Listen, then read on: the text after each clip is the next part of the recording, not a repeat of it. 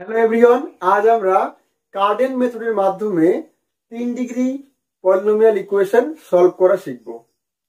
তো এর আগে আমাদের এখানে যে জিনিসটা জানতে হবে সেটা হচ্ছে যে 3 ডিগ্রি ইকুয়েশনটাকে স্ট্যান্ডার্ড ফর্মে হতে হবে। যেমন দেখো 3 ডিগ্রি ইকুয়েশন কেমন থাকে, a x cube plus b x square plus c x plus d সমান 0। এটা হচ্ছে একটা 3 ডিগ্রি পলিনোমিয়াল ইকুয়েশন। তো এটাকে আমরা কার্ডেন মেথডের মাধ্যমে তখনই সলভ করতে পারবো যখন এটা স্ট্যান্ডার্ড ফর্মে থাকবে, অর্থাৎ এই আকারে থাকবে, x cube plus c x plus d সমান 0, এই আকারে থাকতে হবে। এটাকে বলা হয় স্ট্যান্ডার্ড ফর্ম।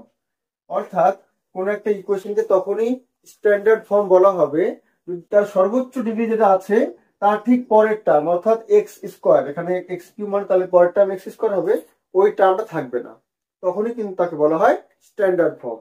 4 ডিগ্রি ইকুয়েশনের স্ট্যান্ডার্ড ফর্ম কখন বলবো আমরা? যদি 3 ডিগ্রি টার্মটা না থাকে। ঠিক আছে, তাহলে এখানে আমাদের কিউবিক ইকুয়েশন, তাহলে প্রথমে আমাদেরকে স্ট্যান্ডার্ড ফর্ম থাকতে হবে, তাহলেই আমরা কার্ডেন মেথডে সলভ করতে পারবো। ঠিক আছে, তাহলে আমাদের ব্যাপারটা একটা অঙ্কের মাধ্যমে করা যাক।